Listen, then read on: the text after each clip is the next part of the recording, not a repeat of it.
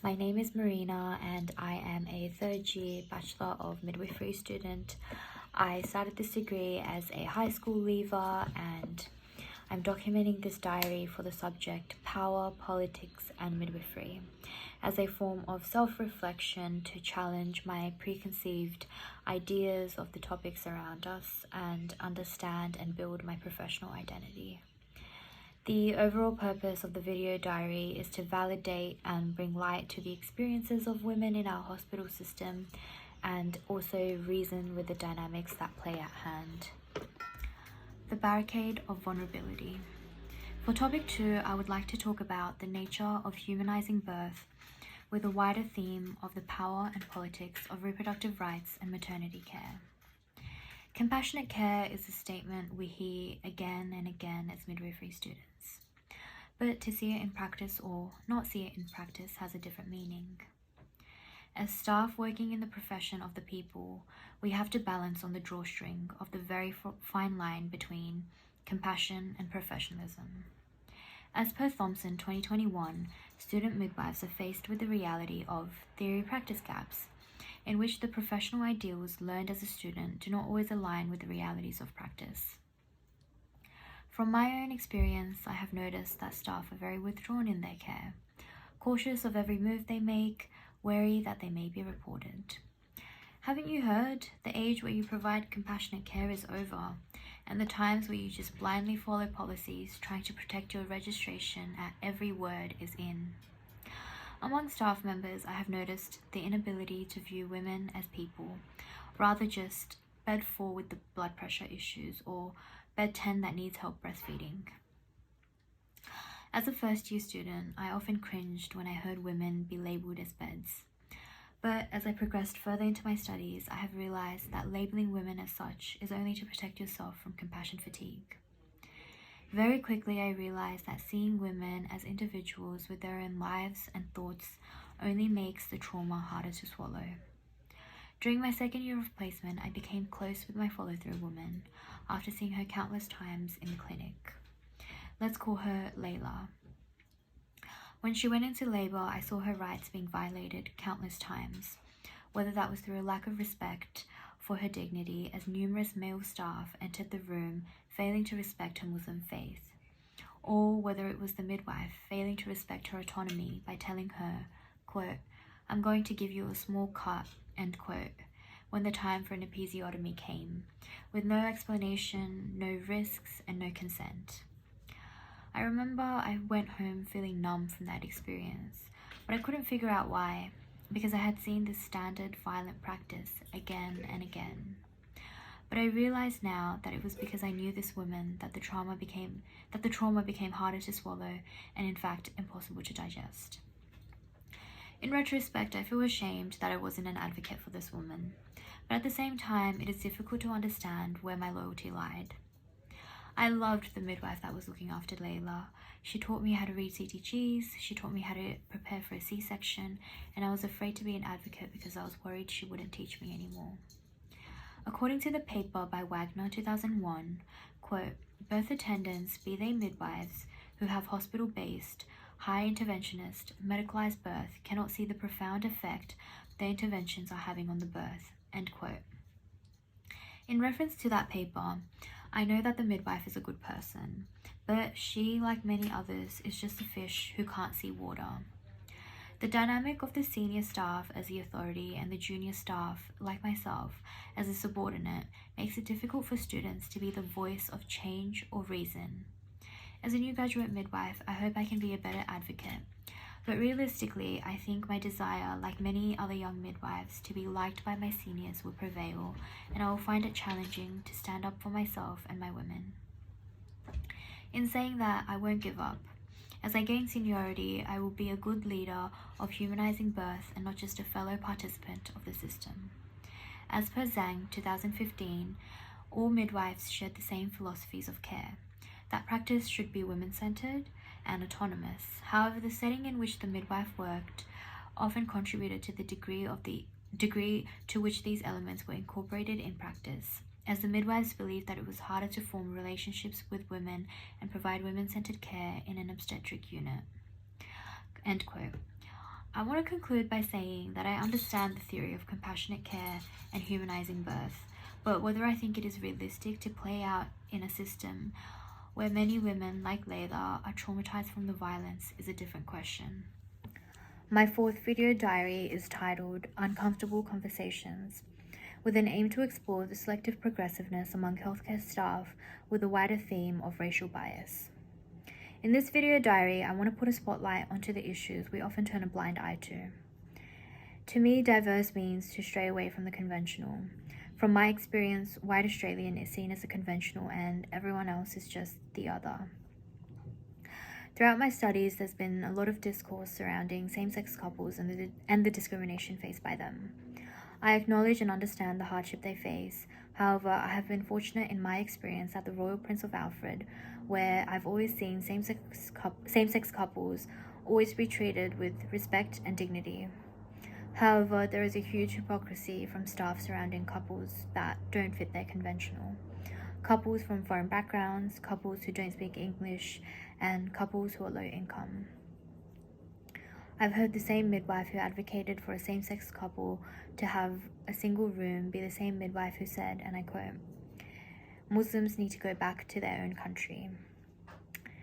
The chapter, Why South Asian Women Make Extreme Choices in Childbirth, by Dalen 2020, states that, quote, "Discrimination in Australia is rarely acknowledged, and if addressed, it is met with defensiveness, denial, or even aggression.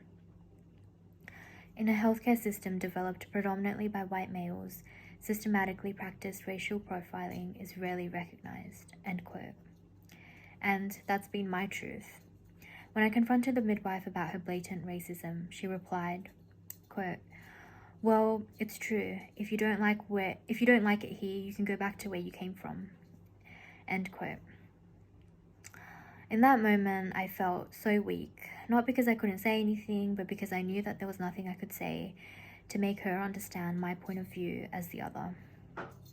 From my experience at placement, white staff members seem to think that embracing diversity is a linear space where you choose what you embrace and choose what you shame.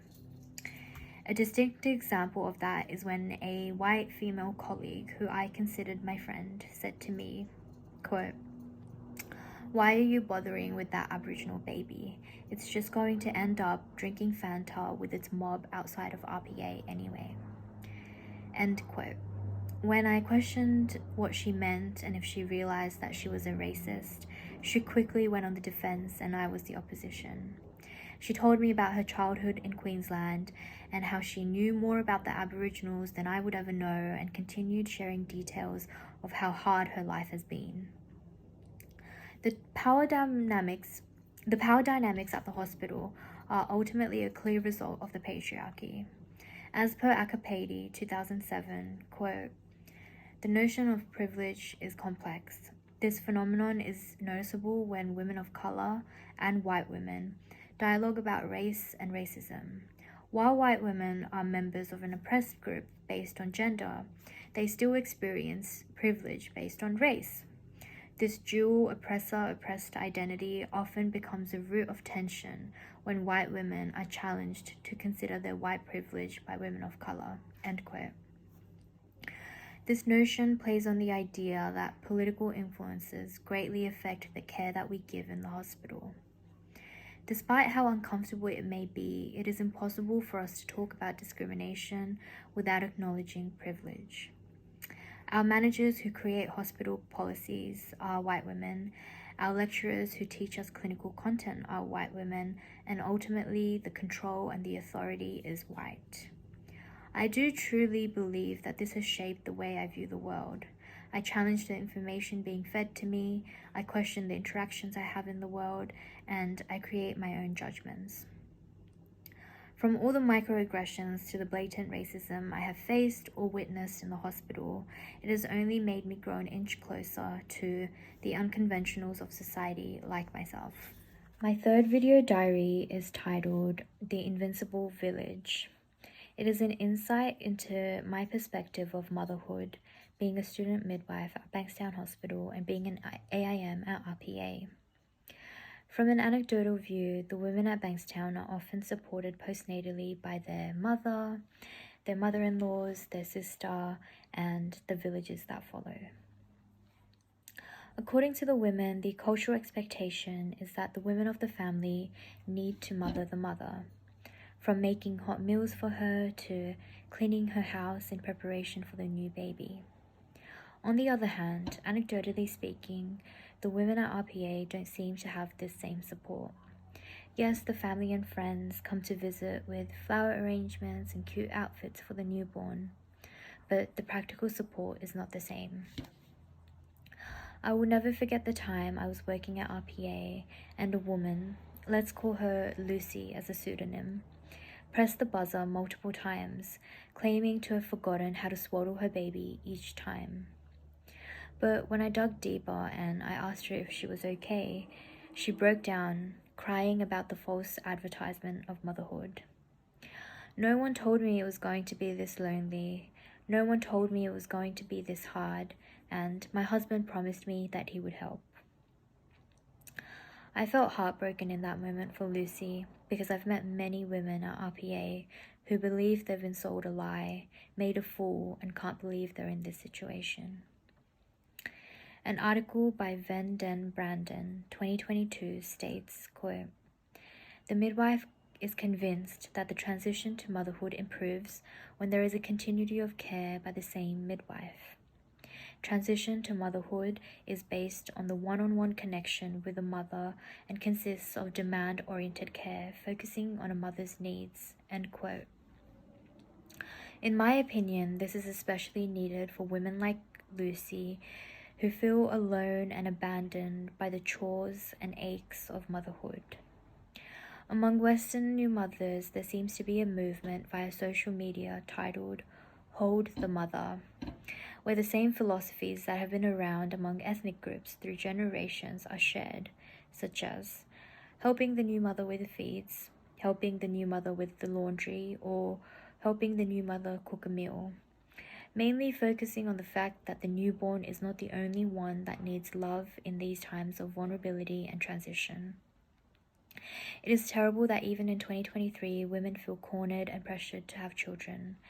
The idea that being a mother is the ultimate pinnacle of a woman's life and no other fulfillment is greater is so toxic because it creates false expectations that motherhood will be an amazing experience, therefore damages not only the woman's mental health, but it also creates hostility between the bond of baby and mum. My experience at Bankstown Hospital has been the complete opposite. Seeing the power of women teaching and learning from each other as mothers makes me feel so proud of my community and my culture. Although being a mother is not the pinnacle of life, the women at Bankstown have made me realize that being a mother can be a large part of your identity, and it can be beautiful because with the right support, it is a great journey of life. I want to conclude my video diary by saying that I am so grateful for my experiences, and I can't wait to continue learning and growing even as a registered midwife.